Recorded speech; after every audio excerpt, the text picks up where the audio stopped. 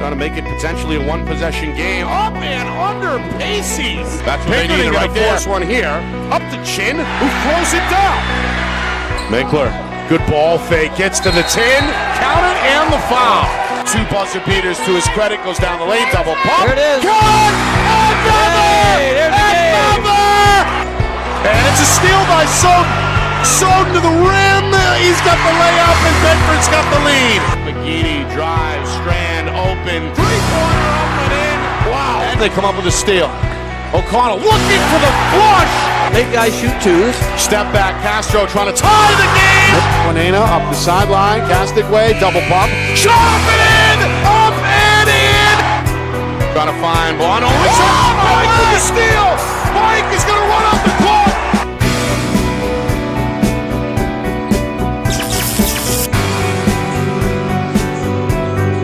Well, hello everyone, and welcome here to Merrimack. Nick Anastas, Justin Gorham with you, getting set for our Friday Night Lights New Hampshire Game of the Week between the Trinity Pioneers and the Merrimack Tomahawks. 2 of the better programs in the state have had recent success in Division I. Both teams seemingly playing some of their better basketball as of late for this mid-season tilt. In fact, Merrimack, they were in action on this floor last night, putting together a 72-56 win over Spalding to improve their record to 4-5. Trinity, they've won 3 in a row. The last coming back on Friday night. They're 6-3, right in that Division I standings hunt. So tonight, 2 young head coaches and 2 teams ready to get after it here in mid-January. Well, this is pretty cool. We get to come watch Trinity and see how they've improved since the beginning of the year. Sorry for that little squeak at the beginning. I just turned 12. And Merrimack looks like they have a little bit of size, maybe some older kids that are playing. And we know Trinity's pretty young. You know, they're better players. Doherty's a young guy, and Ellis is a senior, but they have some other kids that are pretty young. So I'm curious to see how they've improved and just kind of haven't seen Merrimack, so I'd like to see what they're about. Yeah, Merrimack, of course, caught the attention of many early in the season. Started 2-0, got a marquee win over Nashua North. And they go up against the Trinity team tonight that Coach Austin Denton told me before the game they're familiar with, having scrimmaged in the summer, practiced together, etc. So the players know one another. Sometimes that can factor in one way or the other. Yeah, usually when they shouldn't get too angry at each other if things go awry, if they play together against each other for quite a bit. And it should make for a fun game. Actually, you know what? It should make for a closer game, too. If you're very familiar with your opponent, as you well know, you play somebody a lot. You know their tendencies. You know who the shooters are.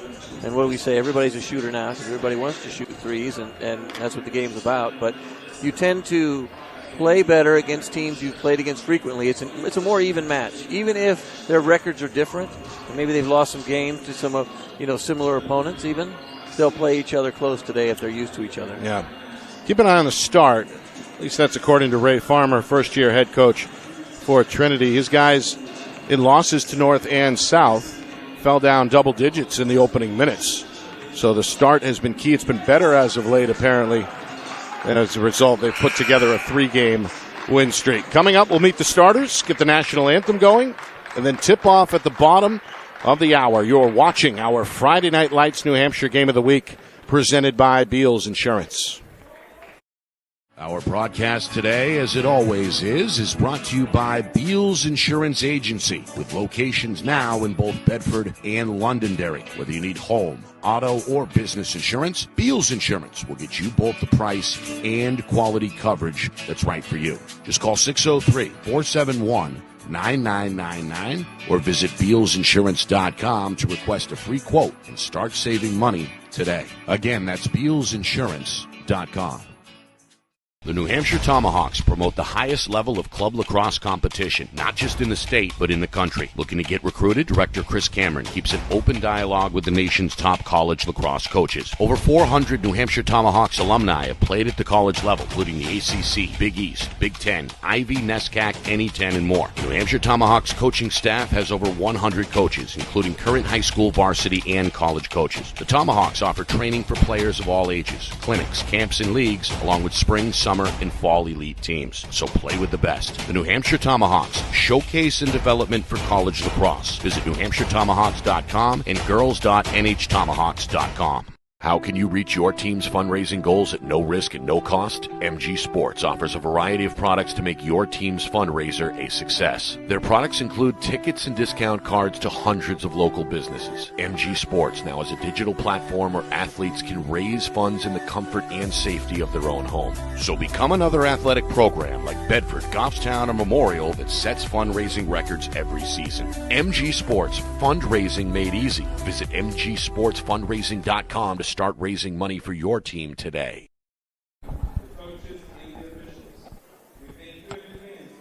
Back here in Merrimack, the starters getting set to be introduced to this gathering crowd here on New Hampshire primary day. No school today here in Merrimack, but no school anywhere. The students have turned out. So let's turn things over now to the public address announcer.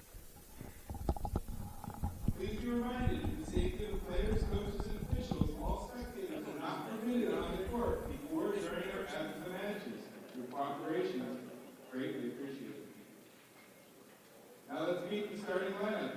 For our visitors, number 2, Devon Ellis. Number 5, Kevin Cody. Number 13, Sean O'Neill. Number 14, Evan Drummond. Number 23, George Torres. Pioneers are coached by Willie Farmer. And now for Merrimack Tomahawks, number 2, Jackson Rosa.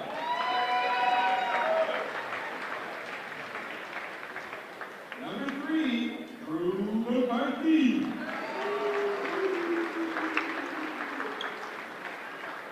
Number 11, David Roy. Number 22, Logan Day. And number 23, Jensen Monroe.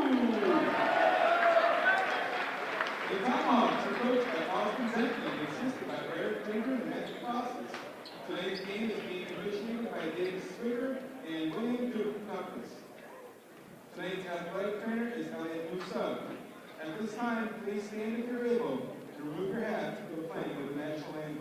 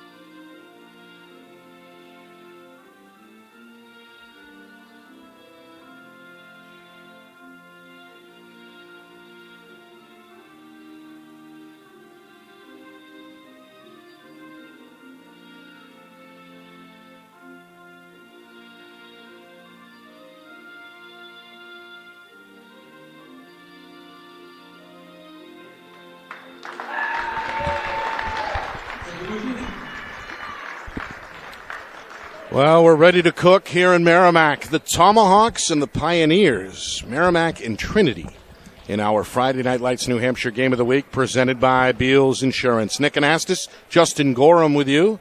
Trinity at 6-3, looking for their 4th straight win. Merrimack looking to make it back-to-back wins on back-to-back nights. Justin, what do we look for early? Well, Merrimack, they want to get back to 500. Right now they're, a game under 500. What will Trinity do? Come out early. Want to see defensively what both teams decide to do. That will dictate kind of the pace and what we'll see going forward. Will a team press? Will they not? Merrimack, how many guys will they play? They didn't have school today. So a lot of times when teams don't have school, if you don't come in and shoot around for a while first, kids can be logy and start slow, right? And we don't want either team, as we heard from a deep inside source, We don't want either team to fall behind too early, too many points, because climbing back can be tough. That was a very difficult toss there as well. So. And it was hit on the way down, eventually recovered off the bounce. Let's do that by again, Trinity's Evan Dunker. So we're underway. Pioneers with the ball first in their road Reds.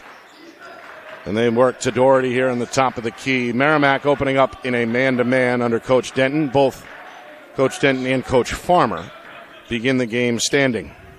An extended early possession here as Trinity shows patience. They find Dunker. Looks for a step on the baseline. Now Doherty, a slashing move. Elbow pull-up is up and in. Good-looking shot off the dribble. He's a good shooter. Good scorer overall. Got a good look there. And the patience paid off. So Trinity strikes first 2-0. Now Merrimack on their first trip. They go in the post. One dribble. Up off the backboard. Too strong. The center going to follow it. Trying to secure it is the senior Jensen Monroe. A wraparound pass leads to a bank shot. That's off the window for Logan Day. It's Merrimack hustles under the glass to tie the game at 2. First minute in the books. Doherty trying to shake off the defender. It's David Roy in his pocket. And now here's the 4-year starter Devon Ellis, number 2 in red. Really? I didn't know he started as a freshman as well. Deep one. That one off what looks like the strap above the backboard and is ruled out of bounds. So 2-2. Merrimack looking for their first lead here at home. We've got a packed crowd, a sizable student section. As Roy whips it inside. Tough catch for Monroe. Around the horn it goes. Here's the point guard, Rosa. Puts it on the deck. Finally, Monroe sees some sunshine and takes advantage. Knocks down the 15-foot elbow jump shot. And Merrimack is in front for the first time at 4-2. Trinity's defense really impressive early. I mean, I know they gave up that shot there, but they're really moving well, and they're helping each other out. You can see that they're really doing a good job on the help side. O'Neal, backdoor. Bounce pass, Ellis, a ball fake. Skip pass, Doherty ready on the weak side. A high arcing 3 is in the hole. Another good looking shot from Doherty. He's got 5. Ellis with the assist. Trinity back out in front. 5-4 with 2.5 gone by. You can watch Trinity does a good job not chasing their man around. There's a trap in the corner. Skip pass, Rosa on the baseline. Gets Ellis in the air, and then this one off the fingertips in the paint. Doherty the other way for Trinity, going to pull it back out. Good defense. Good defensive stand the last time down. O'Neal goes right at Jensen and draws the first foul of the game along the baseline. It comes with nearly 3 minutes gone by, and Trinity out in front 5-4. Let's see early, too, at the beginning of the year when we called all those travels. I never saw so many of the Trinity kids, were sliding all over the place. Let's see if they've adjusted and kind of fixed that issue today as well. No turnovers yet. Jump shot, no. Ellis, scrappy under the rim, able to strip it free. O'Neal looks at the rim, goes to the hole, switches to the right hand, and that one goes around the rim and in.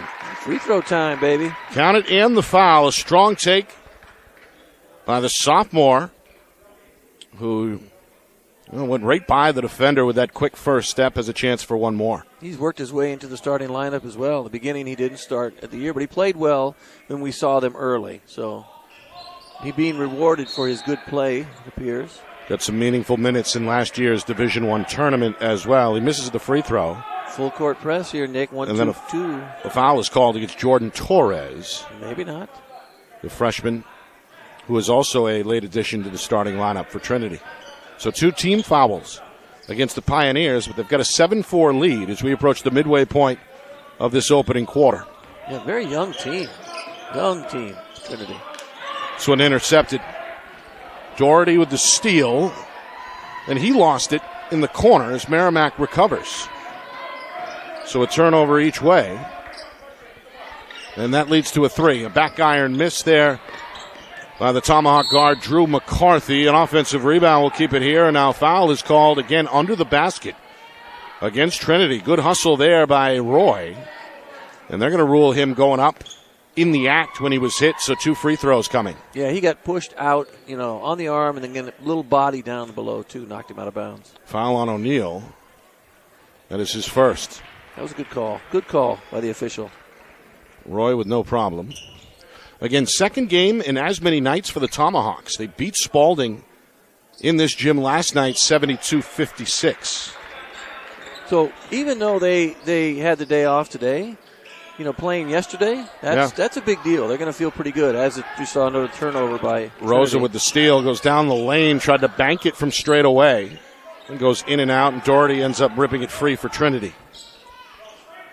O'Neill will slow it down. We're midway through first quarter. Pioneers lead by a point. Both teams have stayed in this man-to-man through the first 4 minutes. Yeah, and Merrimack coming way out, too, making them start their offense high. Ellis going to go right to the 10. Good move by Ellis to the basket. He has to play well. He needs to play well today if they're going to win the game, I think. He needs to get 14, 15, 8 to 10 rebounds. Dunker has to shoot well.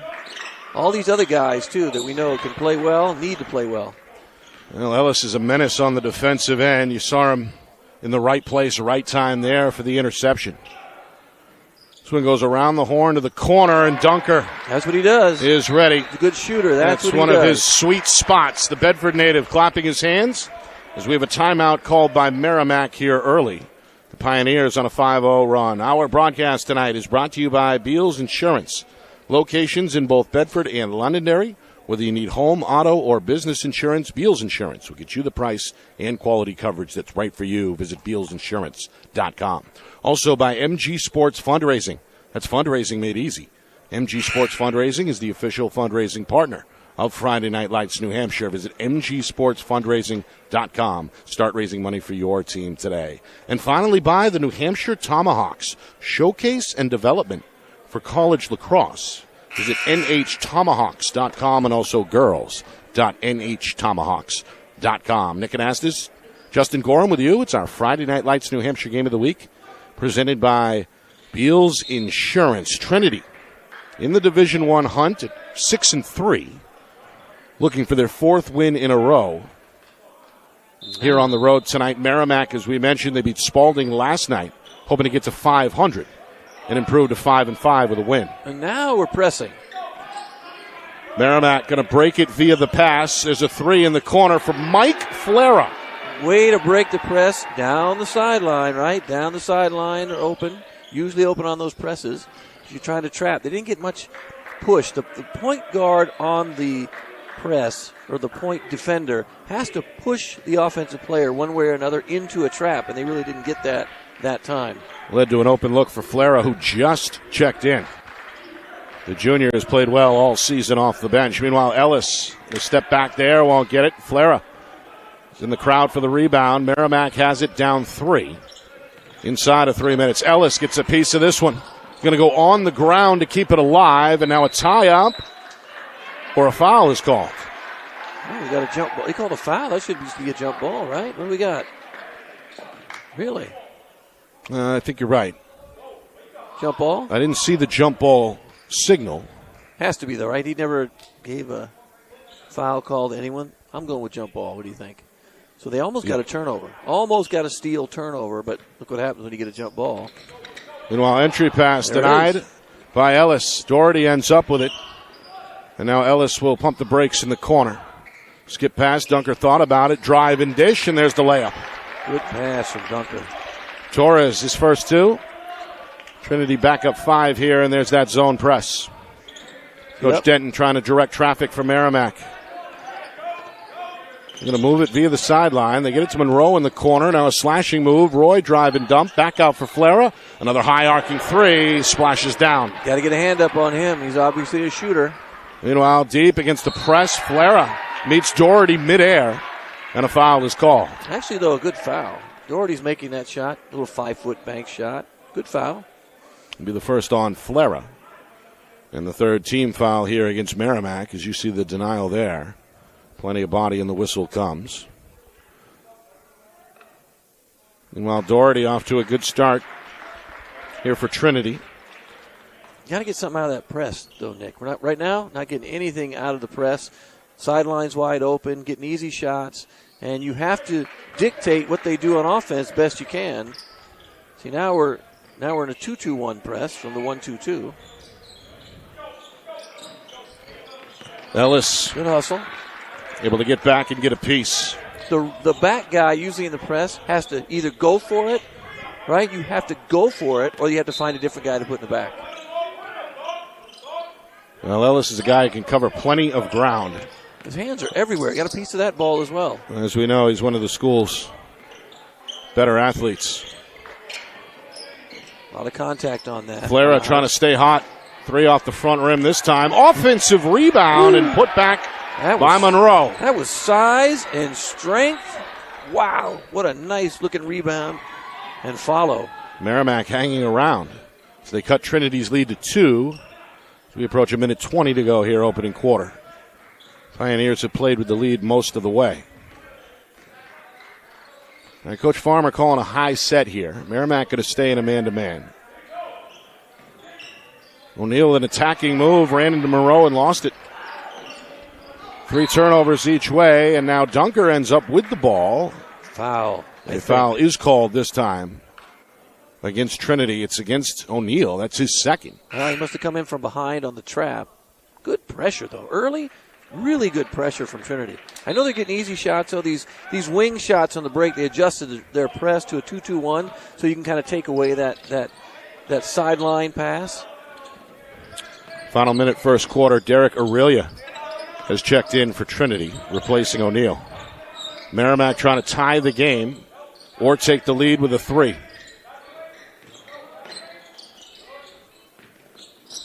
Pioneers and some smothering defense here. Double team comes. There's the drop step and finish. Good looking shot. Hung. A little hang time, right, baby.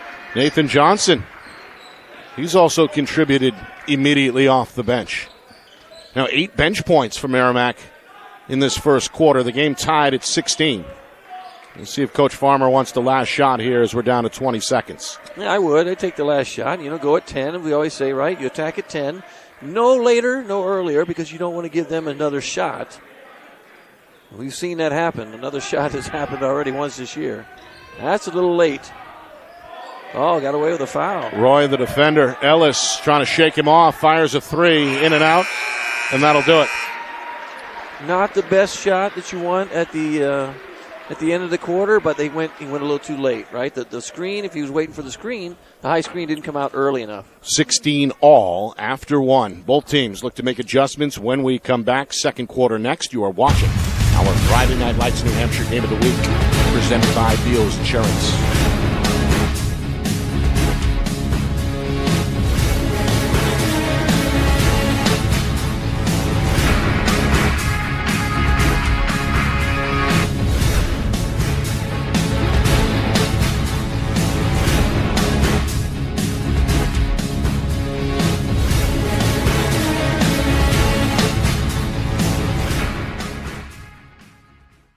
Our broadcast today, as it always is brought to you by Beals Insurance Agency, with locations now in both Bedford and Londonderry. Whether you need home, auto, or business insurance, Beals Insurance will get you both the price and quality coverage that's right for you. Just call 603-471-9999 or visit BealsInsurance.com to request a free quote and start saving money today. Again, that's BealsInsurance.com.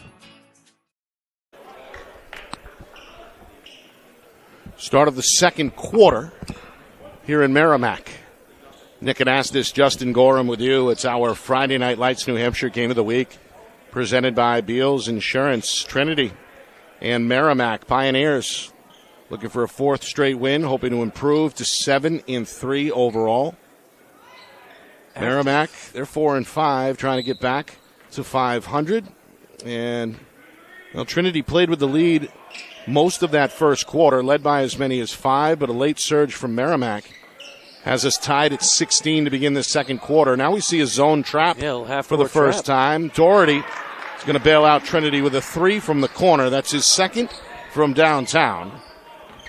And he's already in double figures with 11. If you're going to run that, you cannot give up 3s in the corner. That's what you're trying to trap. The goal is to trap the corners. And you don't want to necessarily trap the point guard. Like right now, Trinity's trying to trap everywhere. Trap up top, trap in the wing, trap in the corners. You got to travel. Well, Flara ran into a double team and shuffled the feet just a little bit. That's Merrimack's 5th turnover. I like the aggressiveness, though. Trinity really getting after it defensively.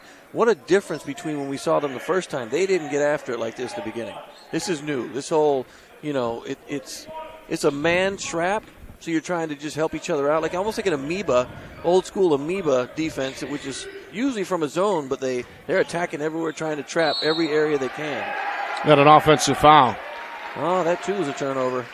Flara able to step in front of Ellis, who dipped the shoulder. Ellis is hit with his first. He's got to stay out of foul trouble. Last time we saw him, he didn't play very much. He's got to stay out of foul trouble. Here we go. He switched it again. Now we're back to 1-2-2. Well, this one tipped into the Trinity bench, and we'll stay with Merrimack. And the rear defender did exactly what you're supposed to do. You have to go for that. You have got to go for the knock the ball out, go for the steal. And now we see, look, Merrimack's got another big fella in there. Yeah, Schmidt. That's Matthew Schmidt, who has just checked in. As Jensen Monroe, the starting center, is going to get his first break. Merrimack going to turn it over. Leaving his feet on the pass was Roy. It was picked off by Trinity's Connor Bishop, who is getting his first run tonight. Here's a deep three. That one is off target for Jamar Gregory Aline, the sophomore who also just checked in. So some reserves here on the floor for both teams to begin this second quarter. Still tied. I thought we had a tie up there. No, Schmidt able to avoid it. Now Flara is jammed up in the lane. And there's the steal by Ellis. Too many turnovers early. 3 out of the corner. Doherty hit one from that spot a moment ago. This one is no good, but kept alive by Gregory Aline. Trinity will have another opportunity. Aurelia, baseline drive, double pump, scores on the reverse. Nice looking shot. He was a starter earlier in the year as well, coming off the bench. They have kids. They have guys on this team that have experience playing, so you can keep kids on the bench a little bit, give guys rest, and they're all very, very experienced players. This one loose, kept alive with the offensive rebound there. And after Day was able to secure it for Merrimack, we have a foul against Trinity. That'll be their second team foul. Well, you mentioned the experience for Trinity, a couple of deep postseason runs. The last 2 Marches, they won the whole thing, as we know, in 2022. And last year nearly took down Bedford in the quarterfinal round. Many of those players return, although they did lose their starting point guard, as we know, Tyler Bike, who went to prep school. Meanwhile, a 3. No, but there's another offensive board as Day continues to crash for Merrimack. Inside, Schmidt trying to spin out of a double team, put it on the deck, and lost it as Aurelia comes the other way. Quick pass up the floor. Doherty, slashing move. The trailer is Ellis. Into the corner. A good look at a 3 for Bishop is in the hole. Well, suddenly Trinity has put together an 8-0 run and has kept Merrimack off the board here for the first 3 minutes of this second quarter. It's turnovers, Nick. Turnovers. We got 8 turnovers all of a sudden for Merrimack when they had 4 in the first quarter, and they have 4 right away early. Well, good wraparound pass, but a missed layup. Leads to another Trinity possession as Aurelia may have traveled. Yes, he did. Shuffled the feet on the catch. Gives it back over to the Tomahawks. That's something they had a little trouble with in the beginning of the year. And hopefully, I'm hoping they've rectified that. I haven't seen, that's the first one we've seen. But it's that slide of that foot in the back after the jump stop. But I like the press. I like the activeness on defense by Trinity. You're going to get in foul trouble, though, sometimes because you're playing so aggressive defensively. There's another one. Trouble. Saw that. Shuffle the feet. But defensively, they're going to get tired, so you have to rotate some guys in because they're trying to trap everywhere. Well, that's the thing. I think it's the Trinity pressure that has led to a lot of these indecisive moves from the Tomahawks as a result. Oh, I agree, 100%. We've seen 3 or 4 travels here in this first half. Turnovers, that kind of pressure just creates. You want to create turnovers. That's the goal. And mistakes made, and they're young. People make mistakes when they're young all the time. You see this kind of pressure bothers everyone. Dunker with a fade. It goes off the rim 3 times before the rebound is controlled by Monroe, who just came back on for Merrimack. Nearing the midway point, second quarter. Meanwhile, Monroe is tied up by Dunker, and a jump ball is called. Should be Trinity's ball and another turnover. Good defensive play there. Isn't that By wrong? the junior. Oh, we had to switch. My Forced fault. the jump. Yeah, we had to switch, quarter switch. My fault. So that was a jump ball switch. Not for sure. The turnover situation, you're right. It was a jump ball. Coach Denton has had enough. A timeout is called. That's a good call. As Merrimack wants to talk it over. Trinity scored all 8 points of this second quarter and lead by 8. 24-16, that is their largest lead. Well, we talked earlier about the one game we saw Trinity. That was back in the month of December, just the second game out of the gate. A 10-point loss at Nashua North. They came out slow in that game, trailed by as many as 15 in the first 4 or 5 minutes. It's tough to battle back from. They've avoided that trap, though, here tonight. They played with the lead most of this first half. And it's their constant pressure that has given them this lead. And I think right now, Merrimack hasn't figured out how to handle this pressure yet. I think you have to, this is early stuff. We have to talk about fake high, throw low, a lot of bounce passes. You can't throw the ball across the key in the air. Got to bounce pass. You got to do a lot of faking, and you got to dribble through the trap. As the trap's coming, you split the trap, dribble right through, and try and avoid that. There's a lob to Monroe. That's one way to get going. I like him. You know what? Don't take him out. If he's tired, I get it, but if you don't have to take him out, don't. It's his third field goal. He's got 6 points. The lead is 6 now for Trinity. Doherty, three-pointer. Good look, won't go. Flera has his second board. Up the floor. Back for Monroe. He's the hot hand. Trailer is Flera. The three is no good, but a foul is called on the release. That's on the big fella, I think, that just checked in. Zowie? Oh, it's away from the ball. All right. I'm sorry. I thought it was on the defender who challenged the shot. It's away from the ball. It's underneath, and it's against Merrimack's. Razawi? Zach Razawi, who just checked in. He's the third big man yes. to see some action here in this first half. We didn't get much from Schmidt yet, but when we saw him in the game, though, he's significantly bigger than everybody else. Coach Denton praised Razawi's play, particularly last night, in that 16-point win over Spalding when we spoke to him before the game. Meanwhile, he's a steal. Nice job by Jensen to break up the bounce pass. Merrimack's got it, down 6. A little inside out, back to Monroe. Goes to the fadeaway, and this one is good. Oh, Monroe, nice-looking fadeaway. Monroe has been the Merrimack offense here. He's the high man with 8. And now an out of bounds Must have just is bounced the called. ball off the baseline. Yeah, Gregory Aline bounced it on the baseline, right in front of the official, William Douglas, who made the easy call. Now, look, all of a sudden it's a 4-point game after a couple turnovers, right? A couple mistakes. And a well-timed timeout, I think, from Coach Denton. And a well-timed reinsertion of Monroe. Here is Monroe. He's going to lean into this one. That one rattles in and out before Bishop collects the rebound for Trinity. Inside of 3 minutes, first half. Pioneers have been in the driver's seat. They led by as many as 8. Although they've been empty the last couple of trips. Ellis trying to change that with a drive to the rim. His pass jammed up and stolen. Third straight turnover for Trinity. Leads to a layup attempt, but this one is blocked out of bounds. Good block. I think Dunker got a hand on that. You see on the replay, Rosa, he got the step, but went quickly erased. On the way up. Nice block.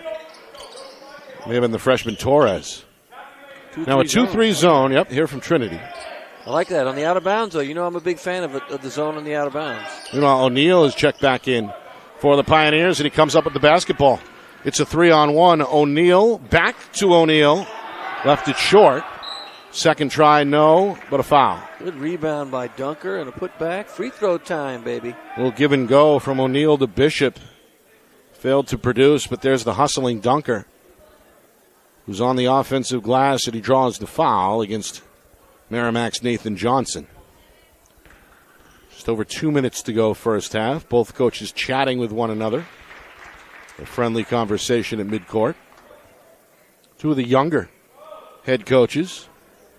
Of course, Coach Denton a few years ago took over for the great Coach Goodrich, who brought a number of Division I championships here to the school. And Coach Farmer, he succeeds Coach Keith Pike after Coach Pike had a multi-year run that resulted in a championship, as we mentioned 2 years ago. Meanwhile, nice move. Wow. Count it and the foul. Tough shot. Spun in the air. And a foul. Wow. Nice looking shot. That'd Drew be a good replay. McCarthy able to use the window. The defender breathing along his left shoulder.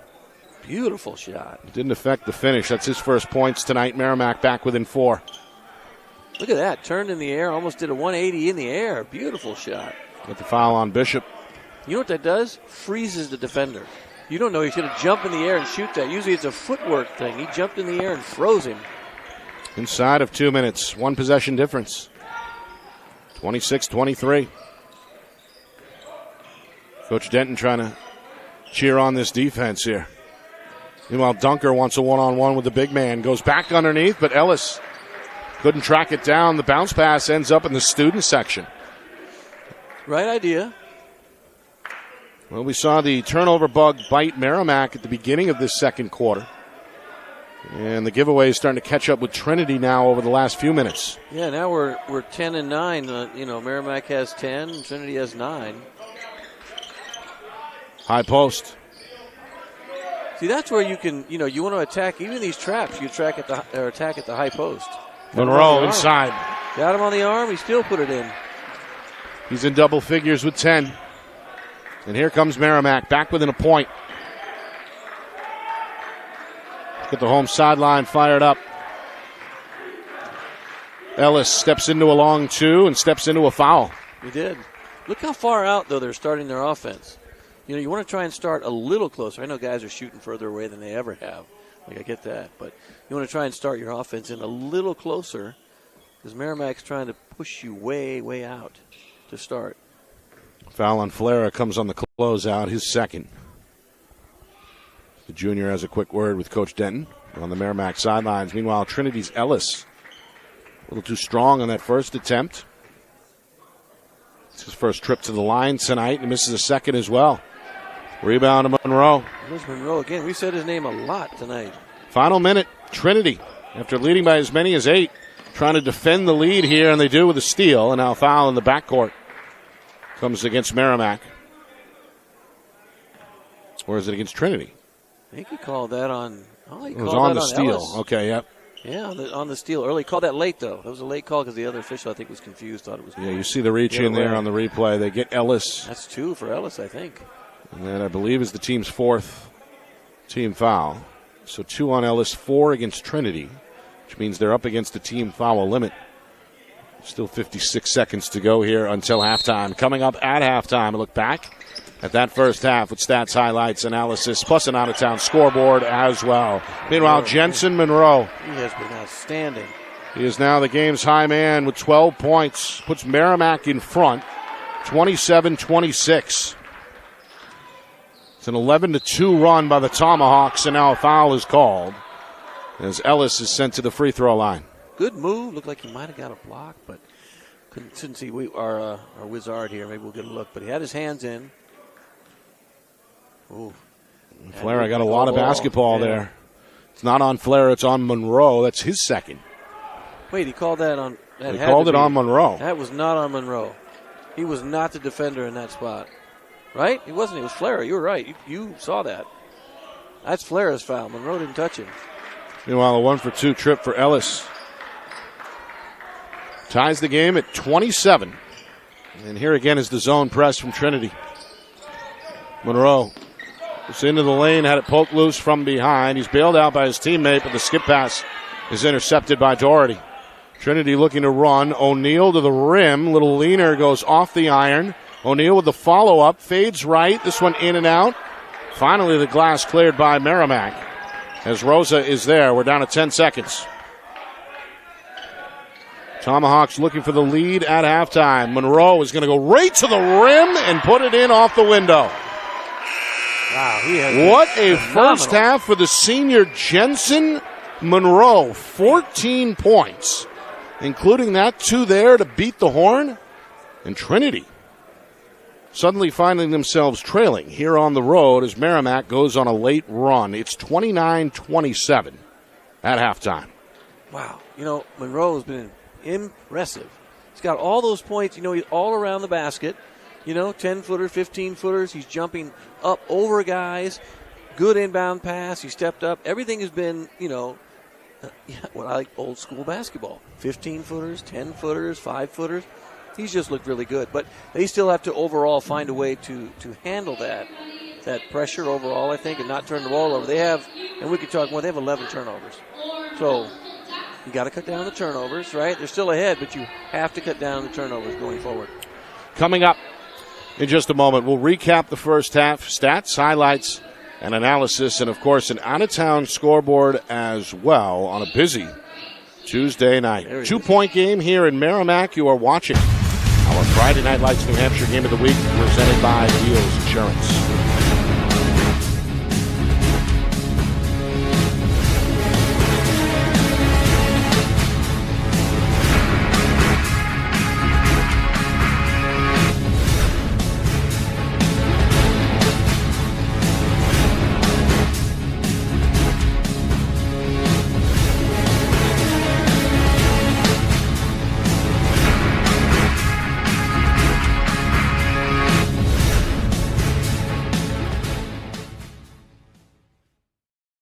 Broadcast today, as it always is brought to you by Beals Insurance Agency, with locations now in both Bedford and Londonderry. Whether you need home, auto, or business insurance, Beals Insurance will get you both the price and quality coverage that's right for you. Just call 603-471-9999 or visit BealsInsurance.com to request a free quote and start saving money today. Again, that's BealsInsurance.com. The New Hampshire Tomahawks promote the highest level of club lacrosse competition, not just in the state, but in the country. Looking to get recruited? Director Chris Cameron keeps an open dialogue with the nation's top college lacrosse coaches. Over 400 New Hampshire Tomahawks alumni have played at the college level, including the ACC, Big East, Big Ten, Ivy, NESCAC, NE10, and more. The New Hampshire Tomahawks coaching staff has over 100 coaches, including current high school, varsity, and college coaches. The Tomahawks offer training for players of all ages, clinics, camps, and leagues, along with spring, summer, and fall elite teams. So play with the best. The New Hampshire Tomahawks, showcase and development for college lacrosse. Visit NewHampshireTomahawks.com and girls.nhtomahawks.com. How can you reach your team's fundraising goals at no risk and no cost? MG Sports offers a variety of products to make your team's fundraiser a success. Their products include tickets and discount cards to hundreds of local businesses. MG Sports now has a digital platform where athletes can raise funds in the comfort and safety of their own home. So become another athletic program like Bedford, Goffstown, or Memorial that sets fundraising records every season. MG Sports, fundraising made easy. Visit mgsportsfundraising.com to start raising money for your team today.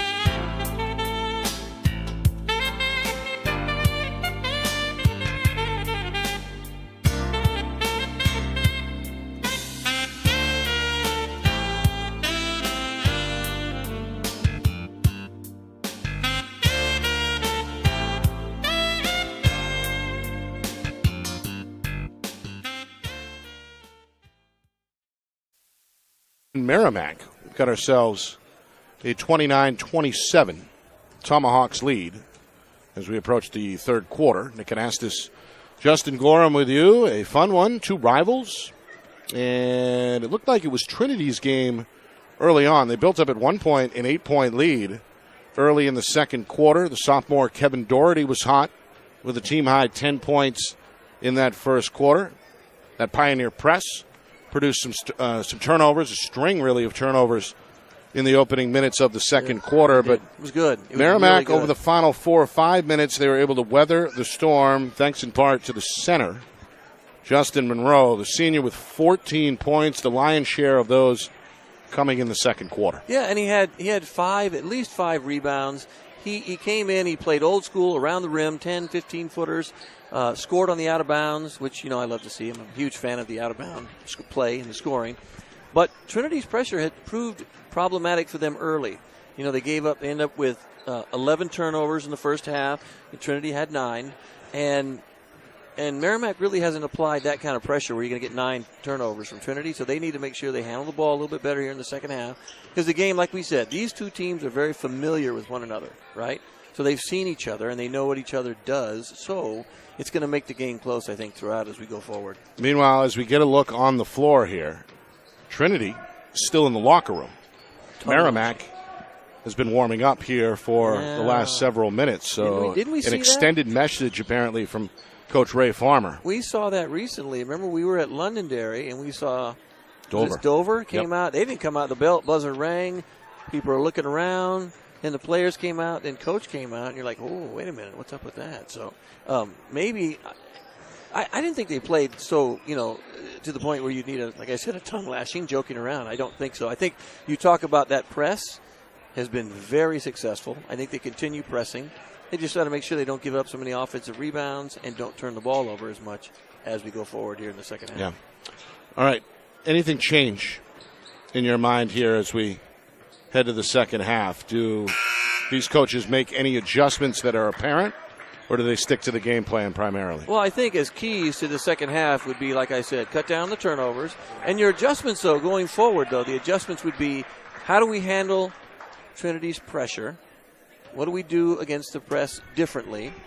And then Merrimack, like right now, we're starting the quarter and Trinity's still not Trinity's out. still in the locker room. This is always very strange when this happens. You never know what's going on.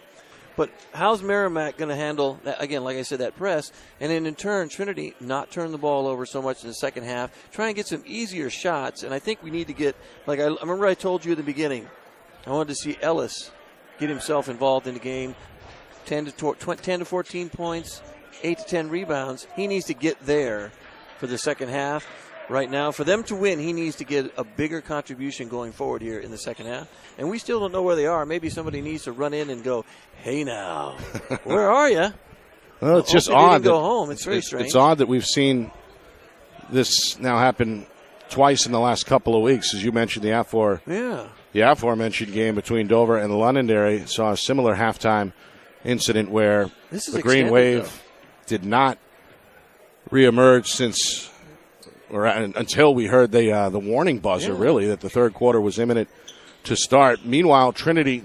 We heard the warning buzzer, Nick. We heard the warning buzzer, and we've now waited an extra minute or minute and a half. You know what, though? It's almost like I've been in situations where the door doesn't open. I've had that happen before, where I've gone into a locker room and the door for some reason doesn't open. So you're kind of going, you hope somebody runs back in and lets them in. So they may be locked in. Could be locked in. It could be other than that, because as a coach, you usually want to put your watch. Like I would always put my watch on and go, okay, I know I have a 10-minute halftime, 15-minute halftime, whatever it would be. I put that in, and boom, we'd be ready to go. And here they come. All right. We were worried there, fellas. We were worried. As we see Dunker lead the troops back onto the floor here. Coach Denton, meanwhile, is smiling in the middle of the Merrimack huddle. There's no warm-up for them either. It's cold. Come out cold, and let's go. The coaches have not come out yet either. I don't think they were aware of the time. There's a lot of chatting. Young coach, a lot of chatting on early, right? As you get older and when you coach at halftime, it's like quick, boom, boom, boom. Okay, let's go back out and warm up. Because you run out of cliche things to say after a while. You want to attack what's going on, what's going wrong. And you know what you also want to attack? What's going right. Meanwhile, the What's going official right? is checking in here on the Trinity bench. We have to have a coach in order to start. You got to have a coach in the bench. So he has to wait for a coach to come out so we can start.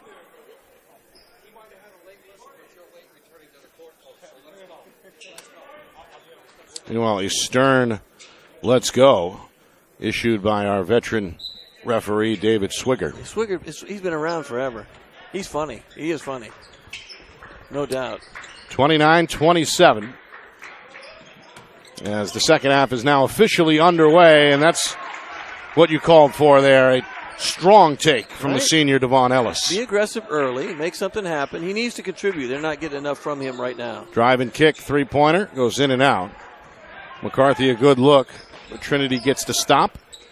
And now a chance for the lead again. Dunker going to put his head down, and that is an offensive foul. I saw him. He did a little dance before he called it, but yep, that was coming. Logan Day, the defender, went flying. Take another look. Dunker, the junior, shrugging his shoulders. Yeah, it's got the little shoulder lower, but it wasn't a lot of contact. But I think as soon as you do this, you dip. They're looking for that. Little dip the shoulder, they call that. First team foul. Either way here, and the first on Dunker. Now the Trinity bench chanting defense. Merrimack wants to lead.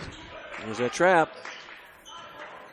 Inside again, McCarthy goes flying. The ball goes flying out of bounds. He wanted a foul there, but he kind of turned into the defender, lost the ball that way. We're going to wave off the bucket here. A foul first on the baseline. Good take. Some other scores, Justin. BG, they've been playing a lot better as of late. Right now leading Nashua North. 2 minutes into the second half, 39-35. So possibly an upset developing down in Nashua. Yeah, we thought North might, after that game that they won the other night against South, would really start to improve here as we go forward. Ellis into the lane. 2 in a row. Elliott 3 points in the first half. He's got 4 already. And that's important, I think. He's a big part of their scoring, a big part of their offense in general. And now a steal. Doherty tied up. Great defensive play there by McCarthy. And they're saying last touch by Doherty. Interesting. He called it a good block, almost like a jump ball block situation. Oh, he did. He called a jump ball, and the ball goes the other way. So that, too, goes down as that's a turnover as well, right? Yeah, you're right. Jump ball, the call. Yeah. And the possession arrow to the Tomahawks. So Merrimack trailing by 2, trying to tie it here. Again, there's the defense chant from the Pioneer bench as Coach Farmer watches. Drive and kick 3 from Monroe. Too strong out of the corner. Freshman Torres with the rebound for the Pioneers. Gets it back, goes to the rim, and scores it over the shoulder. What do you call that? Coast to coast almost there. He got the rebound, and he hustled back so far he got the shot. 2 minutes in, third quarter. Trinity back out in front by 4. Played with the lead most of that first half, but ended up trailing at the break. And now a jump ball is called again. This time the Pioneers will be given the ball. That's that pressure, right? Trying to trap the wing. That's the 2 places you want to trap, wing and corner. Corner's always the best. You can force the ball in the corner. Nowhere to go in the corner. It's a deep pass to try and throw out of. Well, he's in attack mode now. Ellis missed the layup. Into the corner goes Torres. Coach Farmer tried to call a timeout, but instead the ball ends up out of bounds, and Merrimack will have it. I'm not too sure about that one. It was a very odd play, wasn't it? The way he kind of rolled around, the ball was hit out. They turned it over, but just very odd. Well, both teams have struggled with the turnovers tonight, both in double figures. Meanwhile, shot and a miss. O'Neal ends up with the board. He's going to go all the way into the paint, draw the double team, and now Ellis says, let's pull it out. Tomahawks in a man-to-man. Both teams switched up looks defensively in that first half. Doherty, the high man for Trinity, with 10 points, is going to get rid of it here. See, Doherty, good shooter, right? Catch and shoot. He was open. Catch and shoot. Don't hesitate. Now he's going to slash. He's cut off. Tries to pivot. Pretty good defense there from Day. Now a 3 from O'Neal. Around the rim and out. Rebound goes to Day. Into the lane, a little leaner. That went off target for Roy. Ball ends up rolling back to Ellis, and the Trinity senior has it. 3-pointer. Dunker says it's off. And it ends up with Merrimack. They've got numbers, but bounce pass stolen by Dunker. He's going to go down the lane. He looks for O'Neal. O'Neal scores, and the foul. Nice pass. Can't foul the little fellow when you're a big guy like that. Can't foul in that situation. You have to either, and don't let him make the basket, right? If you're going to commit that foul, you can't let him make an easy basket that way. So Trinity has scored the first 6 of this third quarter. If you're just joining us, we were tied at 16 after 1. Trinity built up their largest lead after that, 8 unanswered to begin the quarter. Merrimack came back to erase the deficit and take a 2-point lead into the locker room at halftime. But again, the first 6 here of the third quarter have been scored by Trinity. And that is where we are, 35-29. Pioneers looking for their 4th straight win. Merrimack trying to get back to 500 with their second win in as many nights. We have another giveaway. O'Neal with the steal. Ellis going to drive the baseline, lost his footing, and a blocking foul is called against Merrimack. He wasn't too sure either. I thought he pointed the opposite direction. You're going to get David Roy with the personal. That is his third. And the third team foul against Merrimack. If they try and score on the out of bounds, they did not. And Merrimack was playing man that time, too. They could have run one of their out of bounds plays, maybe scored on that. I mean, Coach Farmer's got something in mind here as he calls out 14. I guess that means let Doherty do his thing. He goes off the glass. 1-4, maybe go 1-4 and attack the basket. Doherty with his first basket of this second half. He's now got a dozen, and is the Pioneers' high man. I think Dunker just committed a foul, too, in the back court. A little reach. That's his second. Both coming in this third quarter. We're past the midway point, third quarter. Again, the lead is 8. Trinity led by that margin back in the first half. Here's a backdoor drive and dump, and Monroe finishes it. That's a good pass. Got him in the air, got the defender in the air. Nice pass. Monroe, the game's high scorer, now at 16. That's his first deuce of this second half. O'Neal runs into trouble. Tried to force it. Roy with the steal. Leaves it for Monroe, but a little off target. It's eventually corralled here on the wing by Johnson. And now Roy looks to attack. Step through move, rejected by Torres. Good block by Torres. The freshman had something to say after the block. Did he get, no, thought maybe he got a tee for that. I mean, you have something to say. Usually now they'll tee you up right away. He's played well tonight. Yeah, freshman, right? We said he's a freshman. They got some good young players. You said Trinity primarily a very young team. The lone senior that gets any action is Ellis. Meanwhile, O'Neal with the steal. O'Neal eyes on the rim, lays it in off the window. Good steal. See, again, getting costly. We're already up to 17 turnovers, I believe, for O'Neal, his second bucket here in the third quarter. The lead back to 8 for the Pioneers. Backdoor, Monroe, fade away, up and in. Monroe right now, keeping him in the game. Scored all 4 of Merrimack's points since halftime. The lead is 6, and we have a foul here. Going to get Flara, I think, with his third. The junior just checked back in a moment ago. Little aggressive, right? You got to make sure you stay on your feet. Don't jump. Don't leave your feet. Too many guys leave their feet on defense, right? And they leave their feet on offense. And when you do that, you're caught. And you're going, well, what do I do now? It's usually a turnover or a foul. It's a bad decision to leave your feet, right? Stay on your feet unless you're going to shoot the ball. Dunker into traffic, offensive foul. Well, that's a good play by Flara, who just got hit with a foul a moment ago, not afraid to step in and draw the charge. He was waiting. If you look at Dunker, made a nice move to the basket. Look, the help defender was the one waiting there on that with a turnover on Trinity. So 2.5 to go. Third quarter, Merrimack trying to avoid the trap. Day for Johnson underneath Monroe. Too strong. Follows his own miss. One dribble. That one is in. And the foul. I think the first one, too. I think Dunker might have got a piece from behind on a good block, but he got his own rebound and put it back in. They're saying Dunker got a piece of Monroe's head.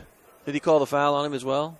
So he got the block, and then on the second one, I think he got him. So that's, I think, 3 fouls for Dunker. Right? Well, they're going to change it. I think give it to Torres, his second. So the freshman will sit. Meanwhile, both teams are up against the foul limit with 4 apiece. Still another 2:22 to go in this third quarter. A chance to make it a one-possession game, and Monroe his first trip to the line tonight. Nothing but net. I'm officially unofficial, and I don't have them missing a free throw. I have them 4 for 4. Is that right? Yep. And Trinity right now is shooting 50%. They could be up more if they shot better today from the free throw line. Doherty leans into the contact almost. Got that one to drop. Instead, 2 on the way for the sophomore. He's tough. Shoots really well off the dribble, which is a skill that seems to have disappeared for a while and is now coming back. Because they seem to not want to shoot the 15-footer. But it's such a good shot. Like, you just to be able to do that, make a move, pull up quick off the dribble. It's a tough shot to stop. You implement maybe the pump fake as well. Oh, I love it. He does it really well, too. And again, an experienced sophomore. Yep. Got some major minutes last year as a freshman, but he goes 0 for 2 here, uncharacteristically. Merrimack goes the other way. They try to find Johnson, but that one's stolen in the lane by the defender Bishop, who just checked in. A little careless in the pass. Bishop, when he comes in, Bishop plays hard. Trinity by 3, inside of 2 minutes. There's the pull-up. It's O'Neal, who's got now 6 of his 8 in this third quarter. He pushes the Trinity lead back to 5. Ellis with the gamble. Extra pass for Day. Drive cut off. The Pioneers recover. Good Monroe split. splits a double team. Leans into a banker, but they're going to wave it off. It's an offensive foul as Connor Bishop able to slide beneath Monroe and draw the charge. Oh, he's got 4 fouls. As Monroe is hit with his 4th. He's the guy. He's the one right now keeping them in the game. So he has to come out now. Now look what you've done size-wise. They're now much smaller. So rebounding is going to be an issue. They're going to have to box out and team rebound. Yeah, it looks like almost a 4-guard set as Roy, after a brief rest, is back on. Meanwhile, Doherty is tripped and a foul called in the lane here against Merrimack. It's team foul number 6, so an automatic 2 coming. With still $1:17 to go in this third quarter. Looks like and I think 32 here. Elliott for Merrimack. I don't think we've seen him yet. Right? I think this is his first appearance in the game. So, yeah, that's Ryan Elliott. Right, Monroe's out. So what do? You got Schmidt. We saw Schmidt in that first half. We saw Razawi briefly in that first half, and now we see, as you mentioned, Elliott. Yeah, to play the center spot for Merrimack. Razawi played well. Coach told you Razawi played well the other night. I'd like to maybe see him again. Meanwhile, the lead is 7. After Doherty goes 2 for 2. Here's that full court press. Roy fires a missile up the floor to Flera, who misses the layup. Wide Tried open. to scoop it off the window. Instead, the rebound belongs to Bishop. A quick 3 the other way is around the rim and out. And there's Elliott on the glass for Merrimack. You heard some noises from the bench. I think one of the Merrimack players got away with a one-handed push-off right down here on the trap. It was unusual that they didn't call that foul. Roy trying to shake off the defender, Gregory Aline, who just came on. And there's Aline. Makes a play from his back. Comes up with the steal. That's the 15th Merrimack turnover. And a chance now for Trinity's largest lead. It's a 3. It's off target. And it's going to end up out of bounds over here in the corner. That'll leave Merrimack with 32 seconds to go in this third quarter. Coach Farmer going to shuffle the cards again for Trinity as Derek Aurelia is back on the floor. And how long do you leave Monroe out? I mean, I need him in there. I need if they get too far behind, you got to put him in and just say, listen, you're going to have to be smart. Don't foul, no silly fouls. This pass is tipped. It's Gregory Aline again, flashing the active hands, gets a piece of the ball. It'll still belong to Merrimack with now 17 seconds remaining. Tomahawks trying to make it a 2-possession game to start the fourth quarter if they can score. 15 seconds. Rosa going one-on-one with Aurelia. Into the front court with the right hand. Backdoor bounce pass is there. Roy hangs and is fouled. Good pass, good cut, and looked like he got a good block, but you leave your feet, and as soon as your hands come down a little bit, yeah, he brought his hand down. That always becomes a foul most of the time. Even if you get the ball, as soon as you swing down, I've officiated before, and they kind of tell you, you talk about that, it's swinging down. All that stuff leads to fouls most of the time. Meanwhile, Roy now 3 for 3 at the line. 3 points in this one. 6-point difference on the scoreboard, now down to 5. 7 seconds for Trinity. Doherty, eye on the rim, goes into the lane. 15-footer is around the horn and out. And that will do it. Well, Merrimack had a 2-point lead to begin this third quarter. Things have swung the other way as Trinity will take a 43-38 lead into the fourth quarter. Can Merrimack come back on their home floor and win their second game in as many nights, or does Trinity make it 4 in a row? We find out next. You are watching our Friday Night Lights New Hampshire Game of the Week, presented by Beals Insurance.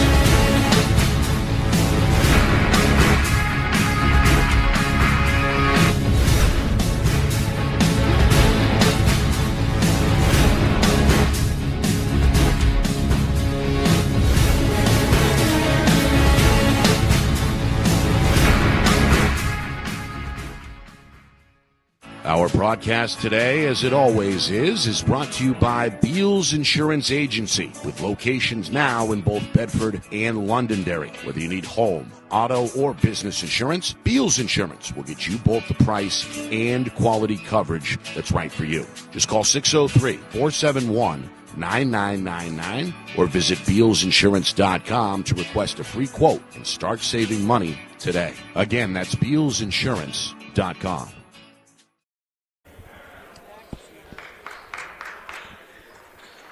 Start of the fourth quarter here in Merrimack. Nick Anastas, Justin Gorham with you. It's our Friday Night Lights New Hampshire Game of the Week, presented by Beals Insurance. It's been back and forth tonight. Trinity, on a few occasions, led by as many as 8 in both the first half and in that third quarter. Merrimack actually held a 2-point lead at the break, but begin this fourth quarter trailing 43-38. Pioneers with a win tonight would improve to 7-3 overall. In search of their 4th straight win, Merrimack, after a slow start, well, they're a game away from 500 and hope to hit that mark tonight after a win last night in this gym over Spalding. Pressure, Nick. It's the Trinity pressure. It's 20 turnovers right now to 13 for Trinity. So Merrimack, they know they can't turn the ball over that many times and expect to win the game, right? Gregory Aline is cut off and fouled. They're going to get Flair, I think, with his 4th. So the foul trouble starting to become a factor for Merrimack. That's going to bite him. You got your best player, I think, Monroe, on the bench with 4. When do you put him back in, too? Most of the time, coaches wait till 4 or 5. It gets down to 4 or 5 minutes. I get him in probably at 5 because you don't want to see the lead increase too much because then it's hard to come back. Here's a great blow-by. First bucket for Jamar Gregory Aline. Sophomore looking good there. The lead is 9 for the first time as Trinity takes their largest lead. Meanwhile, this one off the foot of Rosa. Turned over. Aurelia to the rim. Count it. And the foul. Good steal. Good basket. Well, Derek Aurelia doubles his point total with that layup. Spark. That's a bench spark, right? He was a starter in the beginning of the year. Played a lot last year as a youngster. Yep. And, comes off the bench. They need it. You need guys that can come off the bench like that and be a spark. Good play by Bishop to keep that alive at mid-court as well with that little tap ahead. And the speedy Aurelia able to catch up to it and then lay it in. If I could keep assists, too, he would get one for that. Absolutely. Here's an offensive rebound and putback. We'll give that to him. Bishop with the offensive rebound. Another guy comes off the bench. Spark was a starter in the beginning of the year. I got him for 5 and 4 tonight. Off the bench. Meanwhile, this one is tipped and last touched by Merrimack. As David Roy upset with the call. Trinity by 11. Just over a minute gone by, fourth quarter. Coach Farmer is going to orchestrate here from the sideline. He's got something in mind. Ellis, 4-year starter. How about a spin move and finish? That's a good screen and roll. High screen and roll at the top. Ellis took advantage of that, made a nice spin move. Good footwork and a finish around the hoop. He's been looking to score in the second half. And now another Merrimack turnover. And we see Monroe kind of snuck in on us. Aurelia leaves it for Bishop. It's blocked by Johnson. Good defensive play. He got his right hand on the basketball, and now a timeout is called by Merrimack. 2 minutes gone by, fourth quarter. Trinity, their largest lead, 51-38. Our broadcast tonight is brought to you by Beals Insurance. Locations in both Bedford and Londonderry. Whether you need home, auto, or business insurance, Beals Insurance will get you the price and quality coverage that's right for you. Visit BealsInsurance.com. Also by MG Sports Fundraising.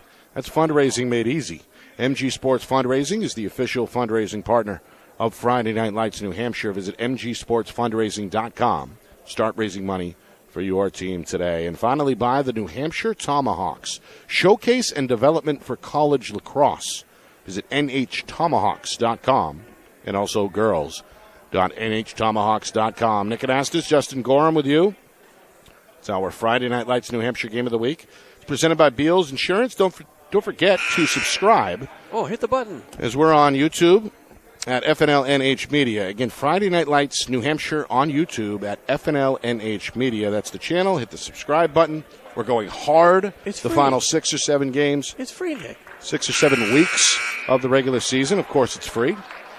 And then we'll steamroll things right into the tournaments plural, statewide in the month of March. And, of course, we're on the air tomorrow night as well, a Wednesday edition. We're in Bedford, the defending Division I champion Bedford Bulldogs, hosting upstart Portsmouth.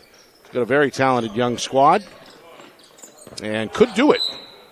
As we know, Bedford undefeated but vulnerable. Yeah, I mean, a 3-point win against Memorial. And didn't you say Memorial beat them by, 50? In the tournament? Now Bedford beat Memorial by 50 50 in the finale of the Christmas tournament in the last week of December. But last time out, Merrimack almost did the unthinkable, or Memorial, I should say, and ended up losing by only 3.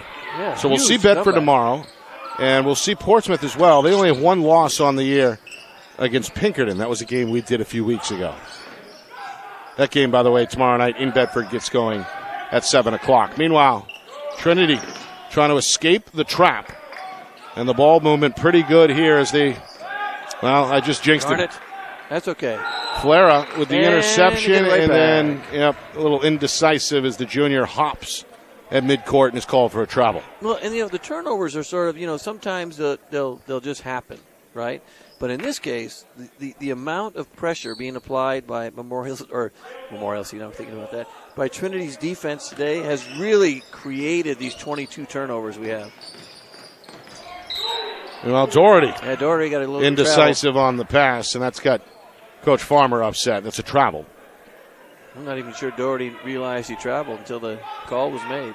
Ball back to Merrimack. Tomahawks in a bit of trouble. Down 13. Their leading scorer tonight is back on the floor, despite the 4 fouls. Senior Jensen Monroe is the game's high man with 21. And you have to get him back in. They need him in, right? There's an offensive rebound from Monroe. Splits a double team and scores off the glass. Yeah, he's been almost unstoppable when he gets the ball where he wants it. Key bucket there as Merrimack trims the Trinity lead back to 11. 3 minutes gone by, fourth quarter. Now they too are in a zone trap, trying to get some steals, some turnovers. Ellis. That'll be a turnover there. Is called for a travel. It's now 16 giveaways for Trinity. Now they could have called a foul on that as well. They did, he called a travel first, but he could have called a foul. So both coaches take some stock here. As Coach Farmer gives out the defensive assignments. Coach Denton hoping to orchestrate the offense. Here's Flara. Pretty good look at a long 2. It won't go. On the glass again is Connor Bishop, his 5th board tonight for Trinity. Bishop has been good off the bench. Comes in, rebounds well, plays good defense. Can drive shoot. And dump. Dunker for the layup. Good shot. Nice pass. You got to make that cut, right? So you make that cut, get a good pass, easy layup. Midway through this fourth quarter, the lead is back to 13. Dunker almost came up with a steal. Instead, it's a Johnson 3 that's a miss. Ball loose in the corner, and there's Bishop gets to it on the bounce. O'Neal, long throw pass up the lane. Doherty is blocked. Dunker is there for the follow. Good block, but a good follow. That's a lot of players need to realize if you just chase your teammate on those layups at the end, they get missed, and you get easy baskets on tip-ins and rebounds. And now a foul comes against Dunker, who came on the double team and reached in. First team foul against Trinity, but number 4 on Dunker. Just past the midway point, fourth quarter. Possession starting to become big here with Trinity up 15. Now, and Merrimack has to start making some of these threes they've taken, too. They've missed a couple and not turn the ball over. Bounce pass deflected and stolen. Ellis across the lane for Dunker. Another layup. Dunker doing a nice job running the floor, getting some easy baskets on these layups. He scored the last 3 times down. Meanwhile, a foul called here against the Pioneers. That's another thing kids have to remember. If you just run hard, you run hard on fast break attempts, you run hard on steals, you'll always find a way maybe to get the ball, get a layup, get an easy shot, get a tip in. All good things happen when you run hard. Here's a good give and go. Leads to a Roy layup. Yikes, hit his knee on the bench. It's his first field goal, and the youngster shaken up under the basket. You're right, he may have ran into that first bleacher of the student section. Yeah, it's really close. There's no padding on that baseline either. So that's kind of a dangerous situation. Maybe on our replay we can see again if that's what he did, unless I might have missed that. So the athletic trainer, Elliot Musso, is on to take a look at Roy. As you see, he landed a little awkward even before he got to the bleacher. I don't even think he made it to the bleacher. I think that was looked like a hyperextension of his knee. So we have it didn't look good, Nick. We have a pause here with 3:34 to go in this fourth quarter, hoping the youngster is okay. Hate to see that, right? Hate to see that. Well, this one's been close most of the way. Trinity led by as many as 8 in the first half. Merrimack rallied back to take a 2-point lead at the break. Pioneers again wrestled the lead back in the third quarter and led by 5 as we begin this fourth quarter. But now the lead pushed up to 15 as the Pioneers are starting to directly cash in off some of these turnovers that they're forcing. And I think that is the biggest message as a coach I would send in. I'd make sure that I got that, check the stats sometimes before you go in and talk to your kids at the end. You check the stats and go, okay, you guys with your defense, you've created 23 so far, 23 turnovers, and they'll probably get a couple more, but that's a lot of turnovers to create by pressuring, defensive pressure, trapping, chaos. So I don't know if he has a name for that. Like I would call that defense, the way they're playing and trapping everywhere, that's chaos. That's an amoeba, that's chaos. It's whatever you want to call it. But, coaches sometimes, because we're weird, like to come up with cool names for stuff. Yeah. That was Jerry Tarkanian was amoeba, right? And my coach, I remember we had one called chaos in high school that we'd run. See, now they're trying to press, but you got to get something out of it, right? Too easy. Going to travel. Is that a travel on Doherty again? Or they're going to slide that foot one more time? Continue to call it pretty tight tonight. Yeah, they're calling that travel tight. Let's take a look on our replay. Yep, just kind of jumped both feet at the same time after he had the ball. So Merrimack with possession, down 15. Give and go, layup attempt too strong. First time we've seen Noah Morrison, who just came on. Down the floor, Ellis is open, and Trinity again beats the press. Yeah, you can't give up layups like that on the press at the end. He's the second Pioneer to double figures now with 11. The lead's 17. Monroe for 3. Side iron miss. O'Neal the board. But hang on, we have a foul away from the ball. Put his hand on the... Think they're going to get Ellis here? Yeah, I think he put his hand on the... our other official put his hand on the back of his head. Yeah, he called an offensive foul, I believe, on Ellis. Yep, that's his third. So Merrimack another go here. They go inside. Monroe is fouled. Got hit midair and will shoot 2.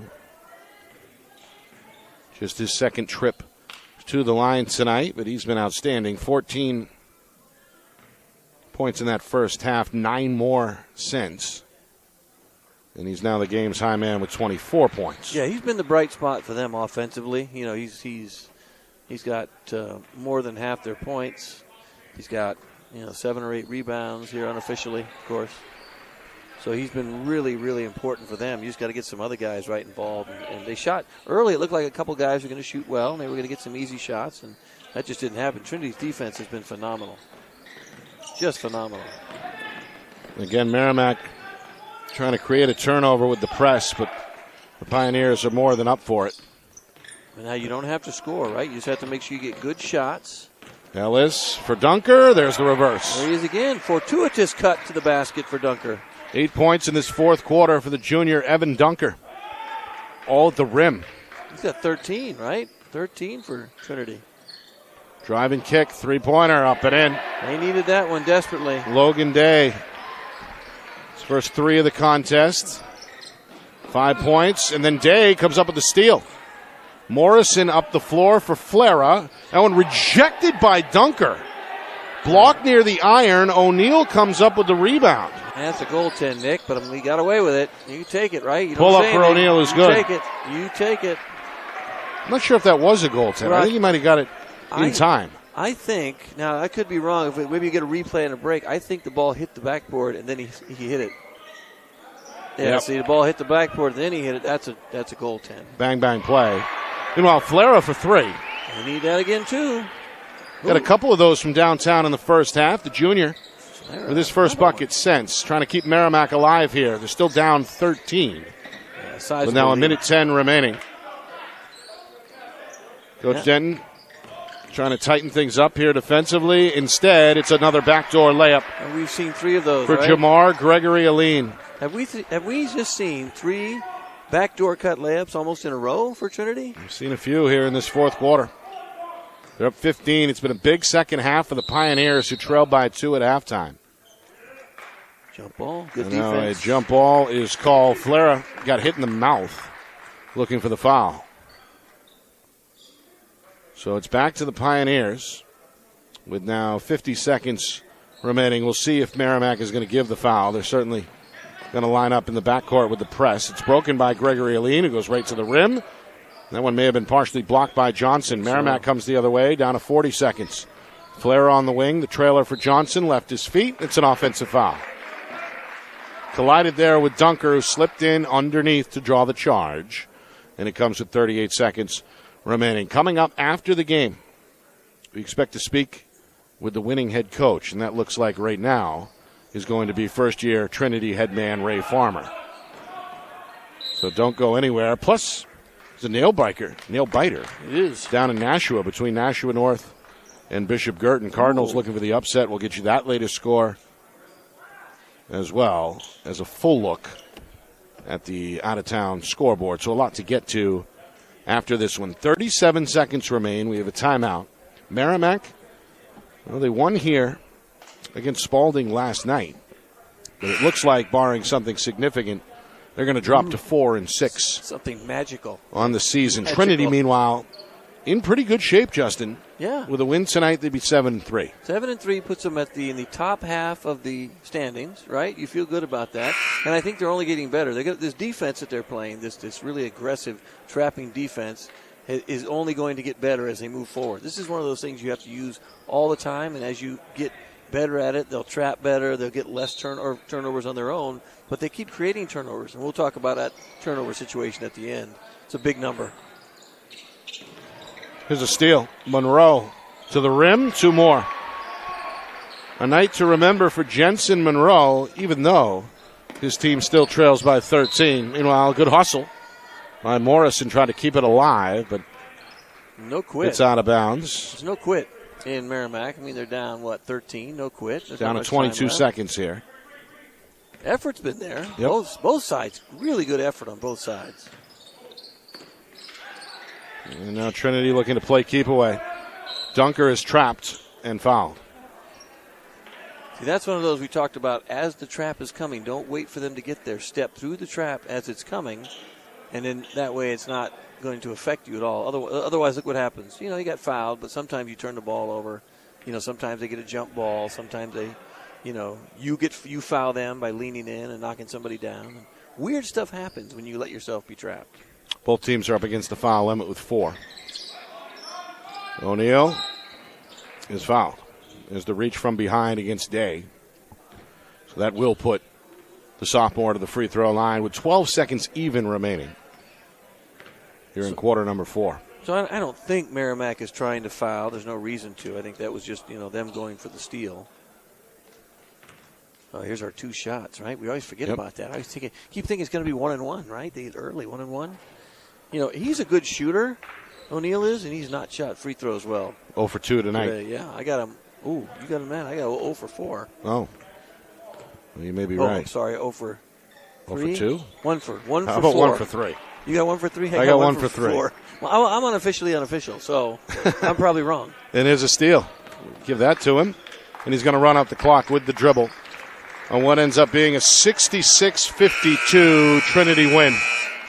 Pioneers who won 4 in a row. They erase a halftime deficit, and they win the ball game by double digits to improve to 7-3. Merrimack with a setback.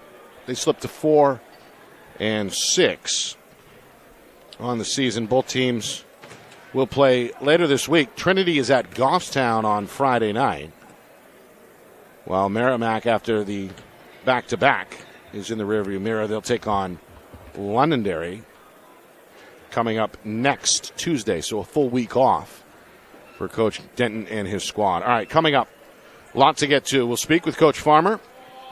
Stats, highlights, analysis, full recap of this one, and an out-of-town scoreboard, including an upset alert to check in on. So don't go away. Post-game next, you are watching our Friday Night Lights New Hampshire Game of the Week, presented by Beals Insurance.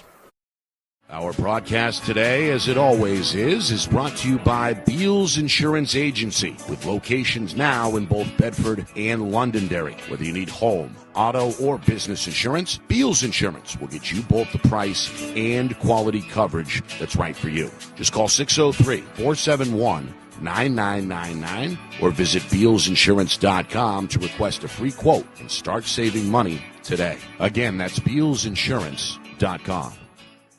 The New Hampshire Tomahawks promote the highest level of club lacrosse competition, not just in the state, but in the country. Looking to get recruited? Director Chris Cameron keeps an open dialogue with the nation's top college lacrosse coaches. Over 400 New Hampshire Tomahawks alumni have played at the college level, including the ACC, Big East, Big Ten, Ivy, NESCAC, NE10, and more. The New Hampshire Tomahawks coaching staff has over 100 coaches, including current high school, varsity, and college coaches. The Tomahawks offer training for players of all ages, clinics, camps, and leagues, along with spring, summer, and fall elite teams. So play with the best. The New Hampshire Tomahawks, showcase and development for college lacrosse. Visit NewHampshireTomahawks.com and girls.nhtomahawks.com. How can you reach your team's fundraising goals at no risk and no cost? MG Sports offers a variety of products to make your team's fundraiser a success. Their products include tickets and discount cards to hundreds of local businesses. MG Sports now has a digital platform where athletes can raise funds in the comfort and safety of their own home. So become another athletic program like Bedford, Goffstown, or Memorial that sets fundraising records every season. MG Sports, fundraising made easy. Visit mgsportsfundraising.com to start raising money for your team today. Well, 66-52 is the final. Trinity rolling after a fourth straight win. It comes on the road tonight. They erase a 2-point halftime gap and get the job done to improve to 7-3. Merrimack now at 4-6. Coach Ray Farmer, yes, sir, joining us. Let's get you to face this way. Kat, can we move the camera a little bit that way? He can come over here if he wants to come right over here. Yeah, right there is perfect as we direct things here in real time. Yes. Coach, congratulations. Thank you, sir. You wanted to avoid the slow start. Yes. Check. Your team led by as many as 8 in that first half. Yes, sir. You kept them in a little long at halftime to deliver that message, and they seemingly responded, winning the second half by 16 points. Your thoughts overall on what you saw tonight? Overall, I was happy because, like I said, we're preaching to the character of the kids right now, and I told them, who are we in the face of adversity? So at half, we went down, we went back, reinforced the concepts of what we need to do. We need to commit to those traps and establish our controlled chaos. So I think we did that a much better job of that in the second half. We really committed to who we are as a culture, what we want to do on the basketball court. So, I'll let Justin get to the defensive part of the program, but how about on offense tonight? It looked like a balanced attack. You got double-digit contributions from Kevin Doherty in that first half. And then to kind of close the door, it seemed like Evan Dunker and the O'Neal kid, Sean O'Neal, had a big second half. I mean, what about on offense? You had 3 different guys in double figures tonight. Yes, sir. So that's how we want to be. I told them that's the type of team we want to be. We want to give up a good shot to get a great one. So in practice, we reinforce that all the time. I always say, even though you took that shot, who was open?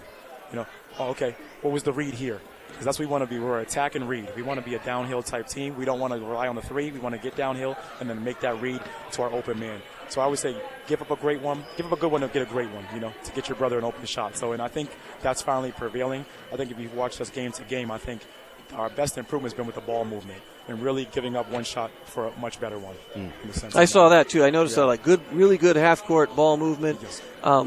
But the most exciting part as a coach is you forced 27 turnovers. Sir, yes, and most of the time when you do that, you're going to win the game. Sir. So what are you doing differently than what you did at the beginning of the year, and how has that gotten better? Have you changed anything defensively, philosophy-wise, since the beginning of the year? So we made some minor adjustments as far as concepts. I think the kids, they're not used to a style like this. So you know what I mean? This is very new to them to be switching defenses and presses constantly and, playing with that type of intensity all the time, that sense of urgency. So really just honing in on those concepts that even if we miss one, we'll get the next one. So that's the culture. Is if we miss one pass, we'll trap the next one. If you stay in the passing lane, you stay home, we'll get the next one. So that's our culture. That's the mentality. And I think it's just been really prevailing from game to game. I think that's what's really been working as far as all right, we missed it in the first. You saw the first couple games, we didn't really get to traps at all. Now we're getting to them, and then we're getting in those passing lanes secondary, which is really helping us. So, yeah, and you can see that you guys they're really, really getting after it. Yeah. Now you had official, of course. You had 14 turnovers. Yes, sir. What can you guys do offensively to fix that? To kind of make that cut that down just a little bit. What do you think? I think that's on me too. I let them play a little bit free at times. And I've told them too. I think we have to know what a secondary transition is and what a just no transition is at all. When we don't have anything early offense, then we need to start pulling it back out, and that's where we're really trying to work on is knowing when the fast break is dead and that secondary fast break is dead to pull it back out and to get continuity. So that's that's the hole I want to fix next. Once we fix that hole, I think we'll get those turnovers down the single digits where we need to be. Yeah, going forward, I told Nick, as you guys move along and this defense gets better, you're 7-3 now. You're going to be scary going forward against teams in the playoffs, and when you get down to the end, that defense is going to get better. Yes, sir. Yeah. That's the goal. 0-0 when we get to playoffs. That's right. 0-0. That's exactly right. Coach, final question for you. Yes, sir. Year number 1 as the head man in charge of the program. How's it going? It's been interesting. Nothing but an adventure, if I could say anything. The ebbs and flow. It's never what you expect. I thought things were going to go wrong in these areas, and then it was a totally different thing on the side of making sure kids are doing what they're supposed to be doing in the classroom. That's more what we've been predicating. Is I want to make sure you're doing what you're doing in the classroom, and you're being a good student and a good man outside of basketball, because this is secondary, right? Who are you off the court, and then that'll translate onto the court. So I think that's that side of it. I've been predicating more, and I've been spending more time over there than on the court, which is fine with me, But I think that was the adventure that I didn't expect, but I'm loving it at the same time. So, that's the hardest part as a young coach. As a coach, yes, period, that's the hardest part. Yes, sir. It is. That's been it for me. You got your guys playing well. Thank you, sir. Coach. You do. I appreciate Thank it. you. Thank you, sir. Congratulations. We appreciate Good it. job. Thank you, sir. Good luck moving forward for sure. Thank you. I'll need it. That's again Ray Farmer, first-year head man with Trinity, following a 66-52 win. I may have shortchanged his guys a little bit. I don't know. I think let's double check here. Maybe 4 in double figures for Trinity tonight. Devon Ellis with 11. Yep. How about the high man was Kevin Doherty? Yeah, 14. With 14. Sean O'Neill also had 11. Okay. See, I think. And how many did you have for Dunker? I had Dunker with 13. Okay. So there's 4. Yep. In double figures. And then for Merrimack, one to remember tonight for Jensen Monroe, had 14 points in the first half. And then he had, looks like 13 more. Yeah. 27. In the second half, so he finishes the game as the high scorer, despite the fact his team is on the wrong side of this final score. Yeah, he had more than half their points. He was their bright spot offensively for them. I think early they started out, they shot pretty well in the beginning, but the half-court trap was just too much, I think, for them. He played, when he had to come out, though, that's when the lead extended. You notice when he got in foul trouble, he had 4 fouls. He had to come out in the third quarter. He sat for a considerable amount of time, and then that lead extended. He came back in. It was almost too late for him to come back. We had an upset alert tonight. Oh, no. Bishop Girton. They've been playing spoiler as of late. They led Nashua North in the second half. But in the end, Uh-oh. it's the Titans who come back to seal the deal. 62-56 is the final as Nashua North, despite a great effort by the Cardinals, get the win tonight. Spalding, after losing on this floor last night, they rebound tonight with a road win over Winnicott, 53-41. Oh, that's quite the drive. Is the final there wow, as Spalding collects their third win of the season. And then down in Division II, Hanover, starting to become a problem they are for the rest of the division. How about a 42-31 win over Laconia in a defensive effort up at the lake? You know, their scores right now have been very low. They're playing a very different style of basketball, I think. They're going back to, no shot clock, obviously. That's to their advantage. Right. But, I mean, they held West to, 30 points, 44 to 30. So, again, still low-scoring games. So I think a lot of half-court offense until you get a layup, until you get a really good shot. A lot of patience, Princeton-esque. Yeah, so you're taking a lot of time off the clock, and you're really, shortening the game, so the scores are going to be low. Hanover could be a dark horse in Division II. Very much so. All right, we're back at it tomorrow night in Bedford, down the road, in fact. The Bulldogs are going to play host to Portsmouth. Two of the best teams in Division I record-wise are going to go at it. You and I will have the best seat in the house. We get going at about 6:45 with our pregame coverage. Tip-off comes your way at 7. All right, want to thank Adam French, the new athletic director here at Merrimack, for welcoming us in with open arms. We look forward to working with Adam again down the road. And, of course, Austin Denton, his main man, Rich Flera. Your buddy. They, of course, extended the welcome mat for us as well, so we appreciate them. And, of course, our crew on the ground, which includes the man in the background there, John Barron, wrapping some coil. He was here bright and early to spearhead the setup. And the great Kat Doyle behind the scenes. She got a bad wheel, and she battled through. Bad wheel today. Playing hurt tonight. She is. So we appreciate it. On the IR, but played hard. That's not going to stop her. No. And, of course, the whole thing orchestrated and put together by the man behind the curtain, the wizard of replay, our director, Ben Beals. Back at the Beals Insurance Studios. And, of course, a surprise, an on-site surprise. I was very The executive producer, Steve Beals, making an appearance. We always enjoy seeing him. Absolutely. For Justin Gorham, I'm Nick Anastas saying so long. Final score, final time, Trinity 66, Merrimack 52. It's been a presentation of our Friday Night Lights New Hampshire Game of the Week, presented by Beals Insurance.